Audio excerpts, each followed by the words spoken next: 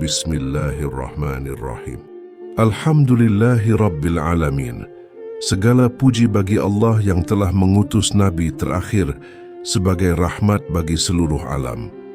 Syalawat serta salam semoga selalu tercurah kepada junjungan kita, Nabi Muhammad, keluarga beliau, para sahabat, serta seluruh umatnya yang setia mengikuti ajarannya hingga akhir zaman. Saudaraku yang dirahmati Allah, dalam video kali ini kita akan membahas tentang mukjizat-mukjizat Nabi Muhammad yang jarang diketahui orang.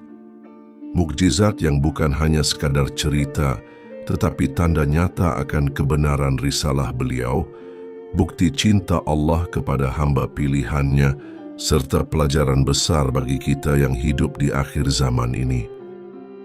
Maka marilah kita awali dengan bersyalawat bersama.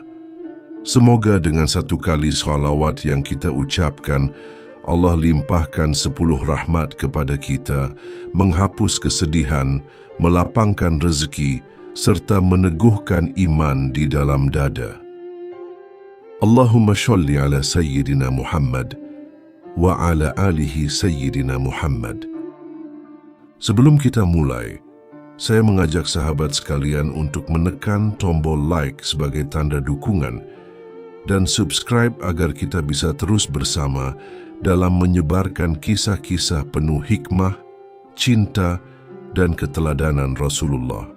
Ingatlah, setiap kali kita ikut menyebarkan kisah Nabi, insya Allah itu juga menjadi amal jariah yang terus mengalir pahalanya.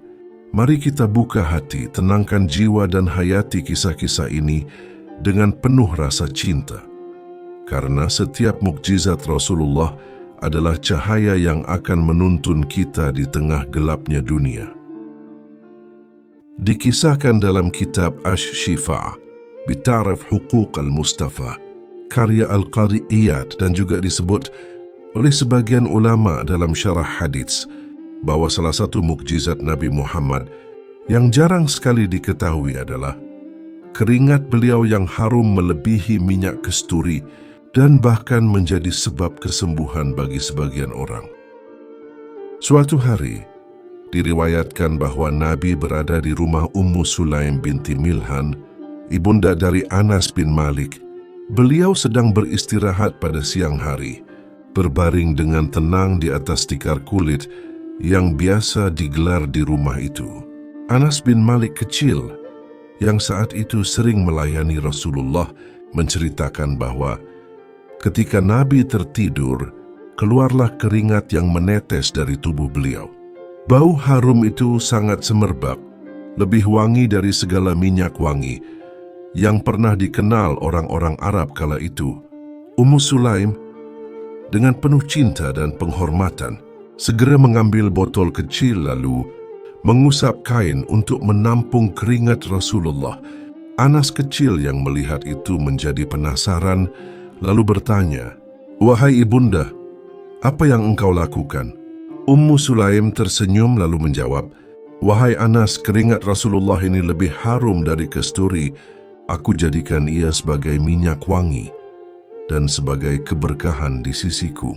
Ketika Nabi terbangun, beliau melihat apa yang dilakukan Ummu Sulaim, lalu bertanya dengan lembut, "Wahai Ummu Sulaim, apa yang engkau lakukan ini?" Ummu Sulaim dengan penuh rasa malu menjawab, "Ya Rasulullah, aku mengambil keringatmu. Aku ingin menjadikannya sebagai wangi-wangian dan tabarruk, mengambil keberkahan." Rasulullah tidak menolak, bahkan beliau tersenyum hingga terlihat gigi serinya yang putih bersih. Beliau membiarkan perbuatan itu sebagai tanda keridaan dan menjelaskan, "Wahai Ummu Sulaim, sungguh keringatku adalah keberkahan, dan siapa yang beriman kepadaku, maka Allah jadikan padanya kebaikan."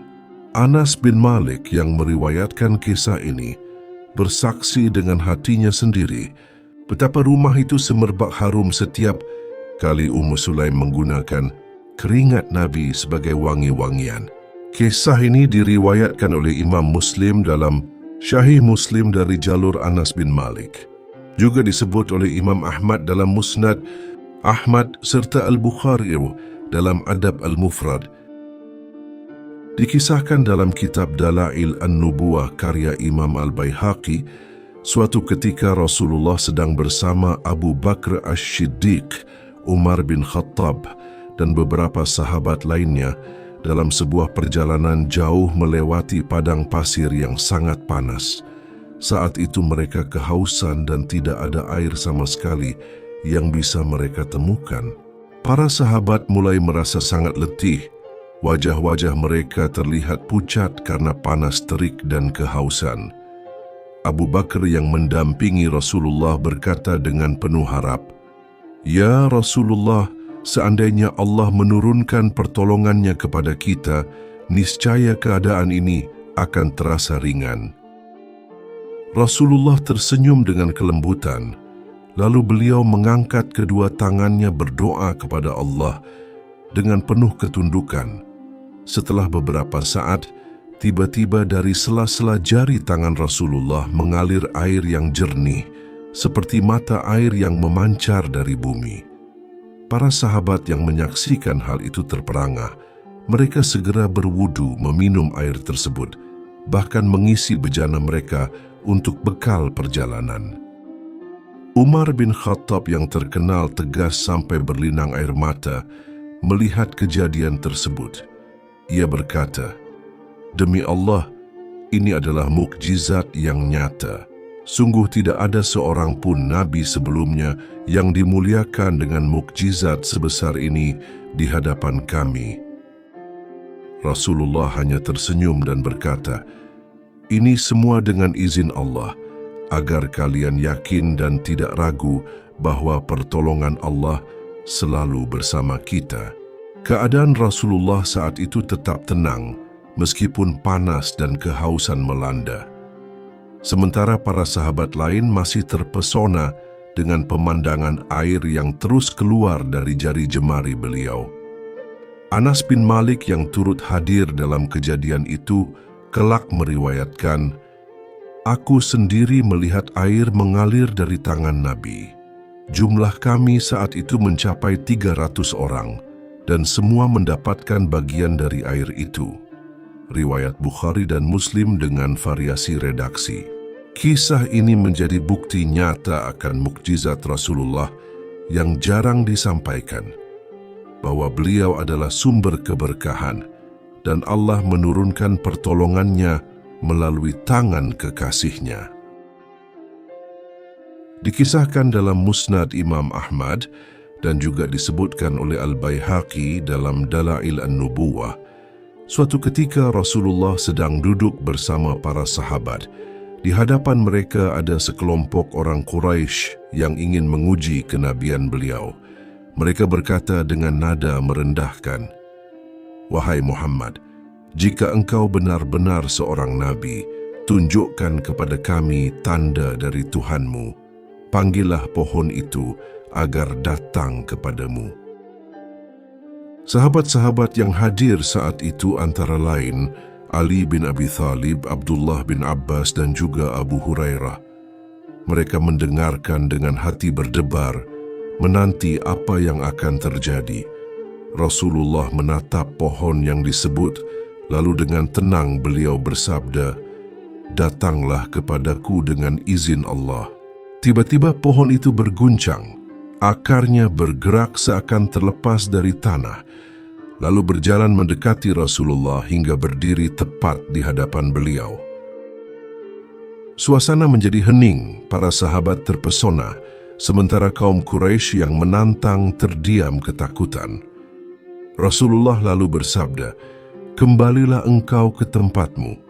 Maka pohon itu pun kembali seperti semula, berdiri tegak di tempat asalnya, seakan tak pernah bergerak.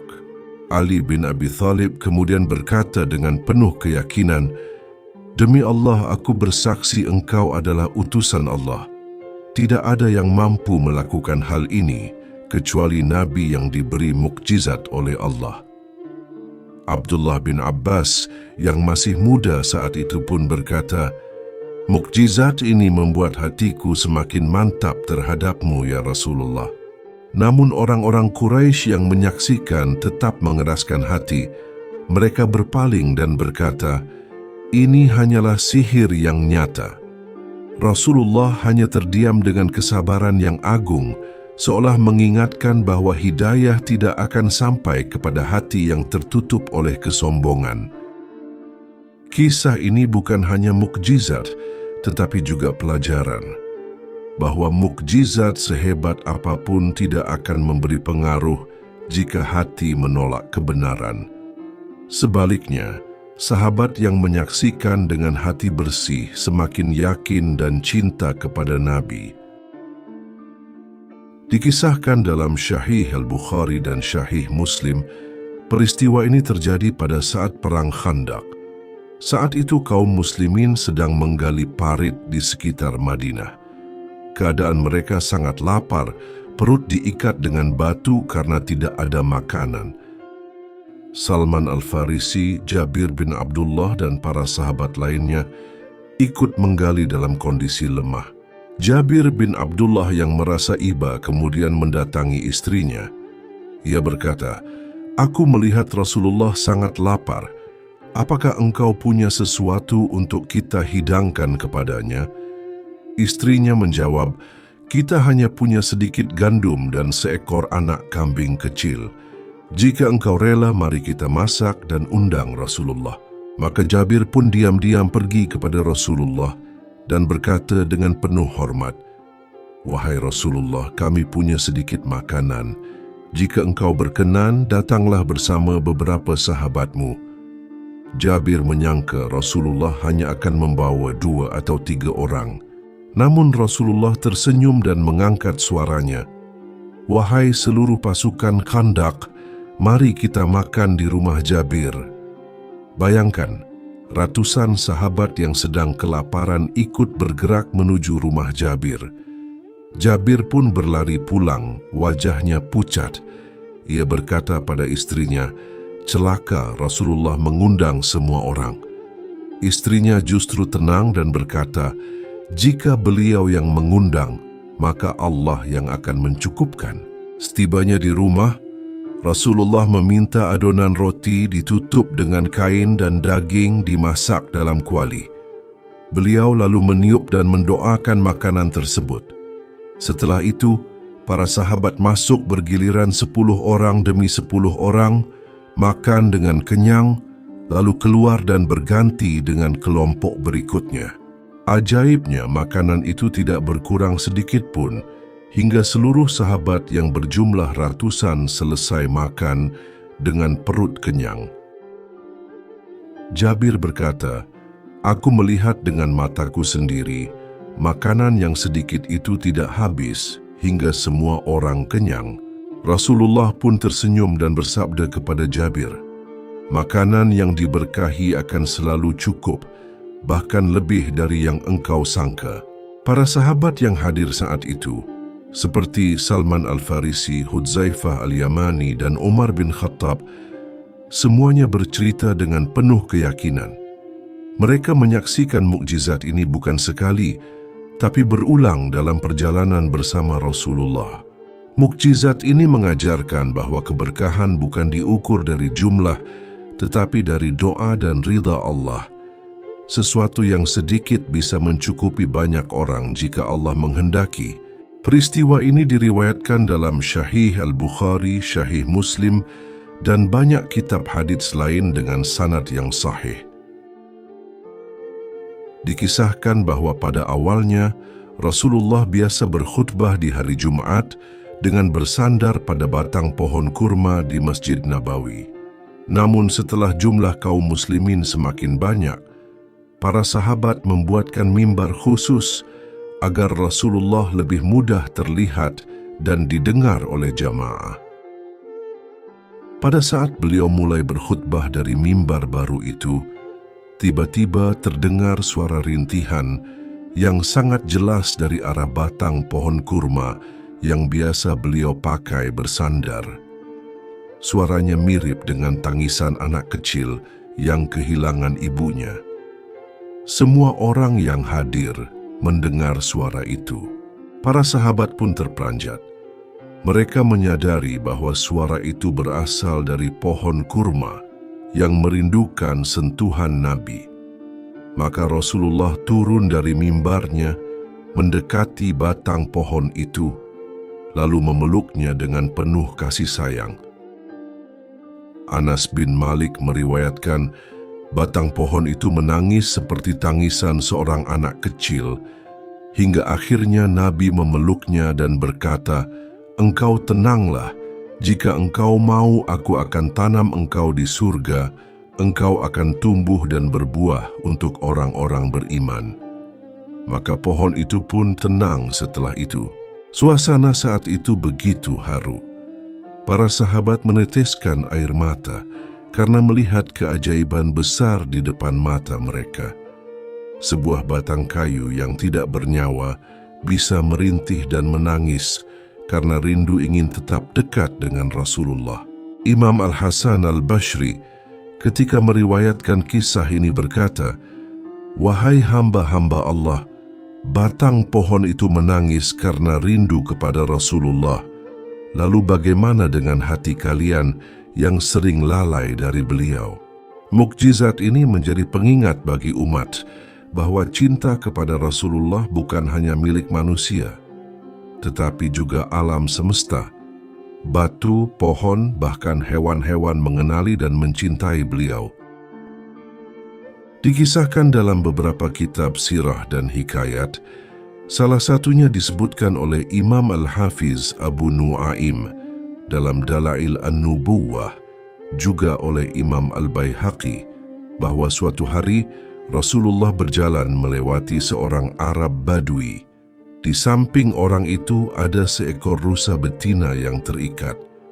Rusa itu berusaha melepaskan diri sambil menoleh kepada Nabi, seakan-akan ingin menyampaikan sesuatu. Rasulullah yang penuh kasih kemudian bertanya kepada si Arab Badui, "Mengapa rusa ini engkau ikat?" Orang itu menjawab, "Aku menangkapnya untuk disembelih, wahai Muhammad."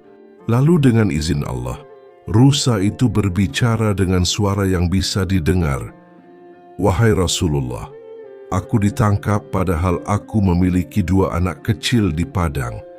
Izinkan aku pergi untuk menyusui mereka. Setelah itu, aku akan kembali ke sini. Aku tidak akan lari."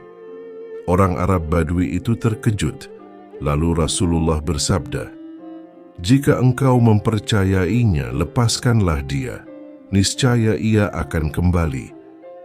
Maka rusa itu pun dilepas, dan ia segera berlari ke arah padang pasir. Tak lama kemudian, rusa itu benar-benar kembali lagi, padahal ia sudah bebas. Melihat kejadian itu, orang Badui tersebut tersentuh hatinya.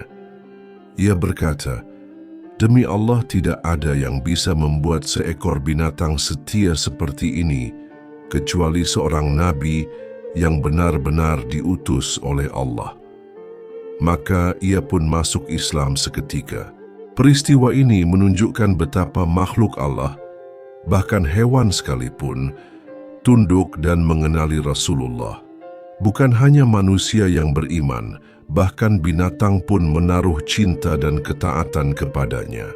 Kisah ini jarang disebutkan di majelis umum, padahal ia memperlihatkan betapa kasih sayang Rasulullah meliputi seluruh alam, hingga hewan pun mendapat bagian dari kelembutan beliau. Dikisahkan oleh Imam Al-Baihaqi dalam Dalail An-Nubuwah, juga oleh Imam Ahmad dalam Musnadnya, bahwa suatu hari ada seorang penggembala sedang menjaga kambing-kambingnya di padang. Tiba-tiba datang seekor serigala yang menyerang salah satu kambing. Penggembala itu berlari mengejar, memukul serigala, lalu berhasil merebut kembali kambingnya. Namun sesuatu yang mengejutkan terjadi. Serigala itu berdiri tegak, lalu berkata dengan suara yang dapat didengar, "Engkau merebut rezeki yang Allah telah anugerahkan kepadaku." Penggembala itu terperangah, lalu dengan heran ia berkata, "Serigala bisa berbicara seperti manusia." Ini sesuatu yang belum pernah aku dengar. Lalu serigala itu berkata lagi, "Wahai manusia, engkau heran aku berbicara padahal aku hanyalah serigala. Ketahuilah, lebih menakjubkan lagi adalah di Madinah ada seorang nabi bernama Muhammad yang menyampaikan wahyu dari langit dan mengajak manusia menuju jalan keselamatan." Penggembala itu benar-benar gemetar mendengar ucapan itu. Ia pun segera meninggalkan kambing-kambingnya, berlari menuju Madinah untuk mencari Rasulullah. Ketika ia bertemu dengan Nabi, ia menceritakan peristiwa tersebut di hadapan beliau dan para sahabat. Rasulullah membenarkan kisah itu, dan para sahabat semakin bertambah yakin dengan kebenaran risalah beliau. Kisah ini menunjukkan bahwa mukjizat Rasulullah tidak hanya terbatas pada manusia dan para sahabat, tetapi juga sampai kepada hewan-hewan buas di padang. Mereka pun mengenali beliau sebagai utusan Allah yang membawa kebenaran. Mukjizat ini jarang sekali disebutkan di majelis-majelis umum, padahal ia menggambarkan betapa seluruh alam raya, baik manusia, jin maupun hewan, semuanya mengakui kerasulan Nabi Muhammad. Peristiwa ini terjadi dalam Perang Uhud. Salah seorang sahabat mulia bernama Qatadah bin An-Nu'man ikut berperang membela Rasulullah. Dalam pertempuran itu, sebuah anak panah melesat dan mengenai wajah beliau, tepatnya di bagian mata, hingga matanya keluar dari tempatnya dan bergantung di pipi. Para sahabat yang melihatnya merasa sangat sedih. Mereka mengira Qatadah akan kehilangan penglihatan selamanya. Qatadah tetap berusaha mendekat kepada Rasulullah dengan penuh rasa cinta dan berkata dengan suara lirih, "Wahai Rasulullah, mataku, aku tidak ingin kehilangan pandangan, apalagi ini terjadi di jalan Allah bersamamu." Rasulullah memandangnya dengan kasih sayang, lalu mendekat. Beliau dengan tangannya yang mulia mengambil mata Qatadah yang hampir putus itu, kemudian meletakkannya kembali ke tempat asalnya. Rasulullah mengusap mata tersebut dengan lembut. Seketika, dengan izin Allah, mata Qatadah kembali normal, bahkan lebih terang penglihatannya daripada sebelumnya. Dalam riwayat disebutkan, setelah peristiwa itu Qatadah sering mengatakan, "Sejak hari itu kedua mataku menjadi yang paling jernih penglihatannya di antara manusia." Mukjizat ini diriwayatkan oleh Imam Al-Baghawi dalam Al-Ma'alim, Al-Baihaqi dalam Dalail An-Nubuwah, dan diperkuat dalam beberapa kitab sejarah. Para ulama menyebutkan bahwa inilah salah satu tanda jelas bahwa Rasulullah bukan hanya penyampai wahyu, tetapi juga pembawa rahmat yang nyata, bahkan pada tubuh sahabatnya. Peristiwa ini menunjukkan betapa Rasulullah benar-benar menjadi wasilah kesembuhan dengan izin Allah. Betapa sahabat mencintai beliau sampai rela terluka parah asalkan bisa tetap berjuang bersamanya. Dan betapa Allah menampakkan mukjizat di saat genting agar iman para sahabat semakin teguh. Perang Khaybar terjadi pada tahun ke-7 Hijriah, ketika kaum muslimin menghadapi benteng kuat milik orang-orang Yahudi di Khaybar. Dalam perang itu, Rasulullah bersabda kepada para sahabat, "Esok aku akan memberikan panji bendera pasukan kepada seorang lelaki yang mencintai Allah dan Rasul-Nya, dan Allah serta Rasul-Nya mencintainya. Melalui tangannya, Allah akan memberi kemenangan." Hadits Al-Bukhari dan Muslim. Malam itu, semua sahabat penasaran dan berharap merekalah yang dimaksud Rasulullah. Keesokan harinya, Rasulullah memanggil Ali bin Abi Thalib. Namun saat itu mata Ali sedang sakit parah terkena penyakit. Dalam riwayat disebutkan semacam bengkak atau sakit mata berat hingga tidak bisa melihat dengan jelas. Para sahabat menduga bahwa Ali tidak mungkin bisa ikut berperang karena kondisinya. Namun Rasulullah memerintahkan agar Ali dihadapkan kepadanya. Lalu beliau meludahkan sedikit air liurnya yang penuh berkah dan mengusapkannya ke mata Ali. Seketika, dengan izin Allah, rasa sakit itu hilang total. Dan penglihatan Ali kembali jernih seakan tak pernah sakit. Setelah itu Rasulullah menyerahkan panji perang kepada Ali. Beliau maju ke medan perang dengan penuh keberanian dan menjadi pahlawan utama dalam kemenangan kaum muslimin di Khaybar. Riwayat ini disebutkan dengan syahih dalam Syahih Al-Bukhari dan Syahih Muslim. Sesungguhnya di dalam tubuh ada segumpal daging. Jika ia baik, maka seluruh tubuh menjadi baik. Jika ia rusak, maka seluruh tubuh akan rusak. Ketahuilah, itu adalah hati. Beliau tidak hanya mengingatkan, tetapi juga kadang menunjukkan keadaan hati sahabat-sahabatnya. Dikisahkan ada seorang sahabat bernama Hanzalah Al-Usaidi. Suatu malam setelah bersama Rasulullah, ia pulang ke rumahnya. Pagi hari ia bertemu Abu Bakar Asy-Siddiq, lalu berkata, "Hanzalah telah munafik, wahai Abu Bakar." Abu Bakar terkejut lalu bertanya, "Mengapa engkau berkata begitu?" Hanzalah menjawab, "Ketika kami bersama Rasulullah, seakan-akan surga dan neraka tampak di hadapan kami. Tetapi ketika kami pulang, kami sibuk dengan keluarga dan pekerjaan, maka kami lupa banyak hal itu." Mereka pun mendatangi Rasulullah dan menyampaikan keluhan Hanzalah. Lalu Rasulullah tersenyum dan bersabda, "Demi Allah yang jiwaku berada di tangannya, seandainya kalian selalu dalam keadaan seperti ketika bersamaku, niscaya para malaikat akan menyalami kalian di jalan-jalan. Tetapi, wahai Hanzalah, ada saatnya begini dan ada saatnya begitu." Hadits riwayat Muslim. Peristiwa ini menunjukkan bahwa Rasulullah mengetahui isi hati sahabatnya, mengetahui kegelisahan yang mereka simpan, lalu menenangkan dan meluruskan. Beliau mengajarkan bahwa iman manusia naik turun.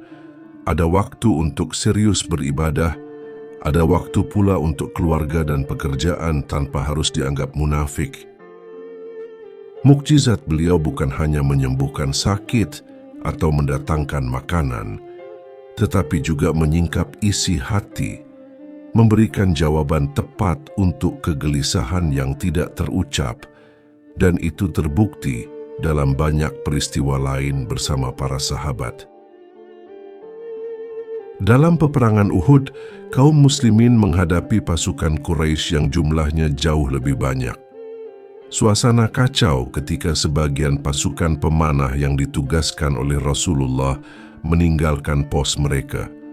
Akibatnya pasukan Quraisy yang dipimpin Khalid bin Walid saat itu berhasil memukul balik kaum muslimin dari arah belakang. Ketika keadaan semakin genting dan pasukan musyrikin semakin dekat, Rasulullah mengambil segenggam pasir dari tanah.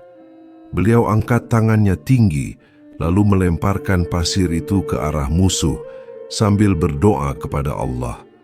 Ajaibnya, pasir yang beliau lempar hanya sedikit, tetapi menyebar luas mengenai mata pasukan Quraisy hingga mereka kebingungan, penglihatan mereka kabur, dan barisan mereka menjadi kacau. Peristiwa itu diabadikan dalam firman Allah dalam surat Al-Anfal ayat 17. "Wa ma ramaita idz ramaita walakinnallaha harama." Dan bukanlah engkau yang melempar ketika engkau melempar, melainkan Allah lah yang melempar. Ayat ini turun sebagai penegasan bahwa apa yang dilakukan Rasulullah bukan sekadar kekuatan manusia biasa, melainkan mukjizat yang Allah tetapkan melalui tangan beliau. Sahabat-sahabat yang berada dekat dengan beliau, seperti Ali bin Abi Thalib, Abu Dujanah, dan beberapa sahabat muhajirin yang saat itu melindungi beliau dengan tubuh mereka, menyaksikan jelas bagaimana segenggam pasir itu menjadikan musuh panik.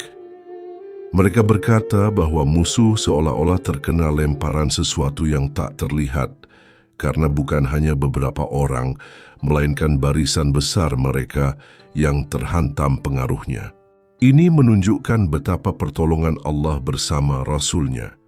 Lemparan yang kecil menjadi sebab kekalahan musuh dalam momen genting dan menjadi bukti nyata mukjizat Rasulullah.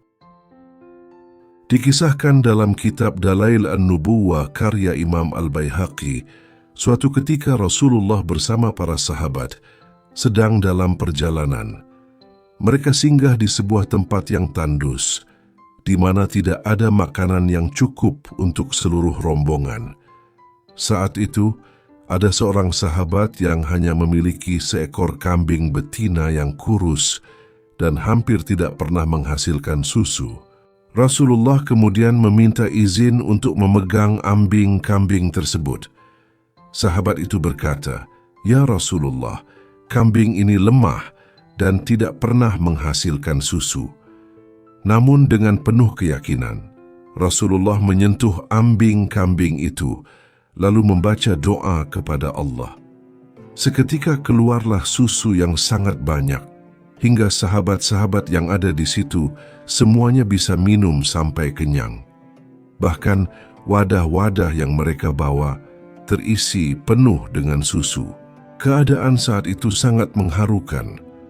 Para sahabat melihat dengan mata kepala mereka sendiri bahwa kambing yang sebelumnya kurus dan tidak pernah menghasilkan susu, dengan izin Allah melalui tangan Rasulullah, bisa mengeluarkan susu yang melimpah.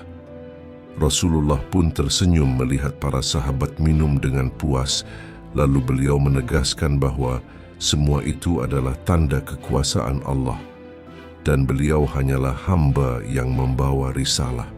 Mukjizat ini terjadi di hadapan banyak sahabat. Di antaranya Abu Hurairah dan Anas bin Malik meriwayatkan peristiwa serupa dalam beberapa kesempatan. Dikisahkan dalam riwayat yang termuat dalam kitab Asy-Syama'il Al-Muhammadiyah karya Imam At-Tirmidzi, suatu malam Rasulullah keluar dari rumahnya. Beliau berjalan di jalanan Madinah yang sunyi, ditemani sebagian sahabat. Malam itu bulan purnama tampak bulat sempurna, memancarkan cahaya putih yang lembut menghiasi langit. Salah seorang sahabat, yaitu Jabir bin Samurah radhiyallahu anhu, menuturkan, "Aku pernah melihat Rasulullah di malam bulan purnama. Aku menatap beliau, lalu aku menatap bulan. Demi Allah, beliau di mataku lebih indah daripada cahaya bulan itu." Bayangkan keadaan itu. Para sahabat berdiri di bawah cahaya rembulan, membandingkan sinar ciptaan Allah yang paling terang di malam hari dengan wajah seorang hamba pilihannya. Namun mereka sepakat, tidak ada yang lebih menenangkan, lebih bercahaya, dan lebih indah daripada wajah Rasulullah. Imam Ali bin Abi Thalib karamallahu wajhah juga pernah berkata dalam menggambarkan Rasulullah, "Barang siapa yang baru melihat beliau pasti merasa segan, dan barang siapa yang mengenal dekat beliau pasti akan mencintai beliau. Aku tidak pernah melihat orang sebelum dan sesudahnya yang seindah beliau." Kisah ini menunjukkan bahwa keindahan Rasulullah bukan hanya dari paras beliau, tetapi juga dari pancaran cahaya hati dan nur ilahi yang Allah anugerahkan kepadanya. Cahaya itu begitu kuat, hingga sahabat yang melihatnya merasa bahwa wajah Rasulullah jauh lebih bercahaya daripada bulan purnama yang sempurna. Dikisahkan sebagian orang sering membandingkan ketampanan Nabi Yusuf alaihissalam dengan Rasulullah, karena di dalam Al-Quran Allah menuturkan bagaimana wanita-wanita Mesir sampai terpesona dengan ketampanan Nabi Yusuf hingga mereka teriris tangannya sendiri tanpa terasa. Namun para ulama menjelaskan bahwa sesungguhnya keindahan Rasulullah jauh melebihi keindahan Nabi Yusuf alaihissalam. Imam Al-Qurtubi menukil sebuah riwayat. Ketika Rasulullah dilahirkan, Sebagian malaikat berkata, "Hari ini telah lahir seorang yang lebih mulia dan lebih tampan daripada Yusuf." Ada juga penuturan dari Anas bin Malik radhiyallahu anhu. Ia berkata, "Rasulullah memiliki wajah yang paling indah di antara manusia. Beliau lebih tampan daripada bulan purnama." Sedangkan Abu Hurairah radhiyallahu anhu berkata, "Aku belum pernah melihat sesuatu yang lebih indah daripada Rasulullah, seakan-akan matahari beredar di wajah beliau." Para ulama hadits memberi penjelasan bahwa ketampanan Nabi Yusuf alaihissalam adalah ketampanan lahir yang memikat pandangan mata, sedangkan ketampanan Rasulullah adalah gabungan antara kesempurnaan lahir dan batin, cahaya kenabian, kelembutan hati, wibawa, serta kasih sayang yang terpancar dari diri beliau. Inilah yang menjadikan beliau jauh lebih indah daripada Nabi Yusuf alaihissalam. Imam Al-Busiri dalam qasidahnya juga menyebut, sesungguhnya Nabi kita Muhammad dalam keindahan dan kesempurnaan tidak dapat disamai. Semua mukjizat para nabi sebelumnya hanyalah setetes dari samudera beliau.